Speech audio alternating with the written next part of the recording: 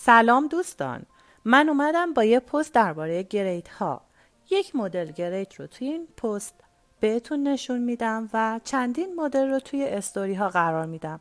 بعد هایلایتشو میکنم تا در قسمت هایلایت پیجم بمونه و هر وقت که لازمش داشتین در اختیارتون قرار بگیره. من توی این پست گریت رو سر آستین قرار دادم، ولی گریت میتونه توی نقاط مختلف قرار بگیره که توی استوری مدل های مختلف گریت رو بهتون نشون میدم. برای که یقه کارمون ساده نباشه، یه نوع یقه شل کج رو هم توی این کار در نظر گرفتم. این یقه روی تن دور گردن میفته. ممنون میشم لایک کنید و با من همراه باشید. از اونجایی که پارچه من آنقره هست و کشیه، اومدم ترکیه پارچه رو وسط پارچه قرار دادم تا هم جلو و هم پشت لب دلای بسته قرار بگیره. الگوم رگالیه. روی خود پارچه الگو رو میکشم. بعد از اینکه سرشانه رو کشیدم، بلندی حلقه رو رسم میکنم. چون میخوام روی تنم آزاد باشه، بلندی رو بیشتر در نظر میگیرم. خط سینه رو 1/4 دور سینه به علاوه 5 سانت در نظر میگیرم. بلندی سینه رو مشخص میکنم، سرشونه رو نصف میکنم و به صورت هلال به بلندی سینه وصل میکنم. قد کارم رو مشخص میکنم و به انتهای خط سینه وصل میکنم. اینم الگوی پشت. هلال یقه پشت رو در نظر میگیرم، سرشونه رو میکشم. توی الگوی رگالی بلندی حلقه پشت و جلومون یکسان هست. بلندی حلقه رو هم میکشم و بعد خط سینه رو هم رسم میکنم. قد کار رو مشخص میکنم. از انتهای پایین کار به خط سینه وصل میکنم. سرشانه رو نصف میکنم. به اندازه 4 سانتی متر از ابتدای کار پایین میام و به اون نصف وصل میکنم. این هلال یقه جدیدمون هست. دور تا دور الگو رو میچینم. الگوی آستین رو هم مستقیم روی خود پارچه کشیدم. حالا میخوام یک کاری بکنم. میخوام پایین آستینم رو گریت بدم. بلندی آستین رو که مشخص کردین، اندازه دور اون قسمت رو 2 برابر کنید. به اندازه 12 سانتی متر رو صاف بالا برید و بعد به صورت اوریب به زیر آستین وصل کنید. اینجا زاویه رو از بین ببرید. برای یقه کارمون نیاز به اندازه هلال یقه پشت و هلال یقه جلو دارم. این دوتا رو اندازه میگیرم. نیاز به یه اندازه دیگه هم دارم و اون جایی هست که یقمون میخواد قرار بگیره. من میخوام یقم تا اینجاها باشه. اندازش رو در نظر میگیرم. این میزان دل بخواه. شما میتونید بالاتر در نظر بگیرید یا پایین تر در نظر بگیرید.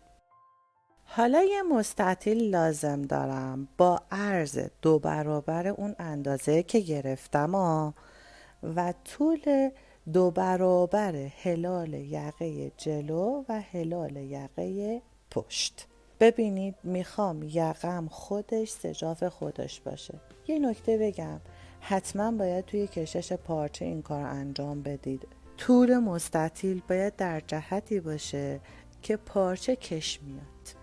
نشونتون بدم میخوام چی کار کنم. میخوام این عرض رو نصف کنم و پارچه رو به این صورت به یقه وصل بکنم. اصل ماجرای این پست گریت ها هستن. میخوام شما رو با گریت آشنا کنم. یه گریت رو اینجا آموزش میدم، چندین گریت دیگر رو استوری میکنم، بعد به صورت هایلایت در قسمت هایلایت ها قرار میدم تا داشته باشینشون. توی همه گریت ها یه جدول پایه داریم که عرضش دل بخواهیه، ولی طولش باید از روی الگو اندازه بگیرید.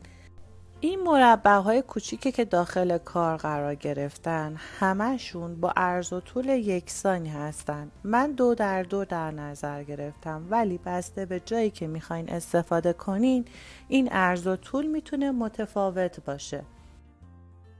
توی این مدل گریدی که من میخوام انجام بدم که ساده ترین نوعش هست، این نقطه رو وصل میکنم به این نقطه. نقشه خانی رو هم نشونتون بدم، اینجوری نشونش میدن. بعد کاری به مربع بعدی ندارم. توی مربع سوم این دوتا نقطه رو به هم وصل میکنم. مربع چهارم هیچی، مربع پنجم دوباره این دو نقطه و همینطور تا آخر کار جلو میرم.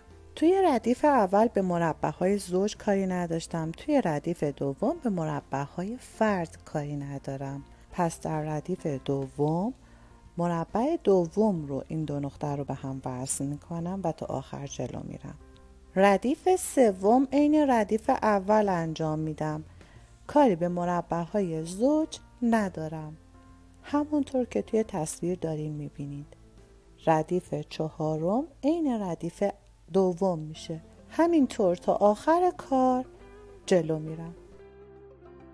زیر خطوط وصل رو نقطه چین میکشم تا اشتباه نکنید.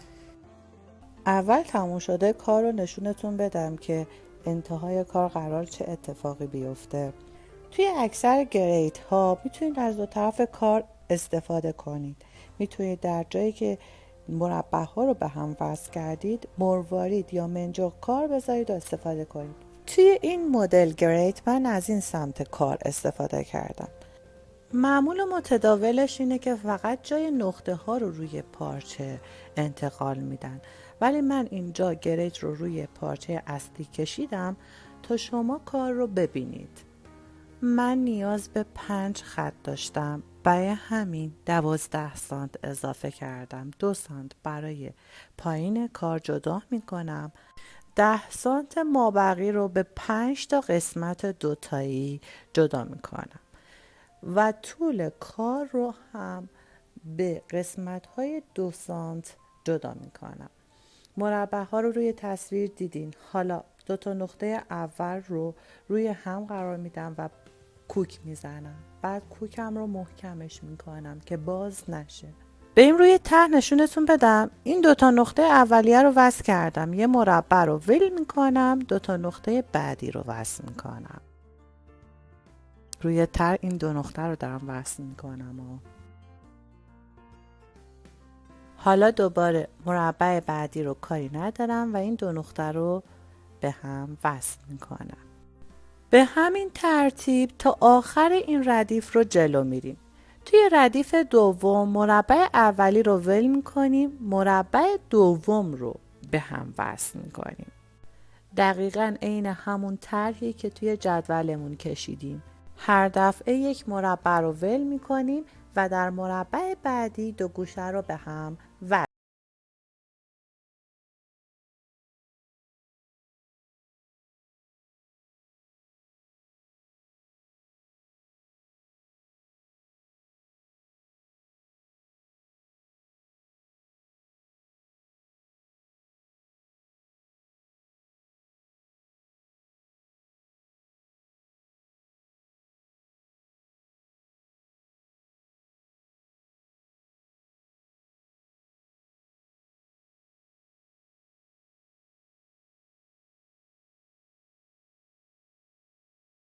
گریت هر دو آستین رو انجام دادم. درز زیر آستین رو میدوزم، لبه آستین رو هم تمیز دوزی میکنم. این تنه کارمون هست که من درز سرشانه رو به هم دوختم، پهلوها رو به هم و الان میخوام یقه رو وصل کنم. ببینید قرار هست یقه اینجا وصل بشه و بعد دور تا دور دوخته بشه، اون طرف یقه میاد روی این بره یقه. درز مستطیلی باید داخل کار قرار بگیره، برای همین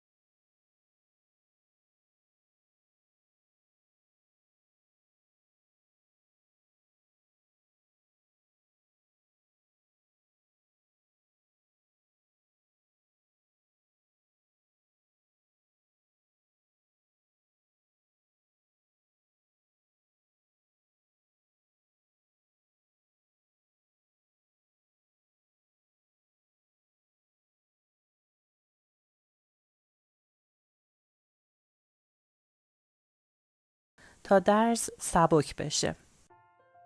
این یقه وقتی روی تن قرار میگیره خودش دور گردن میافته. ممنون که منو همراهی کردید. مانا باشید.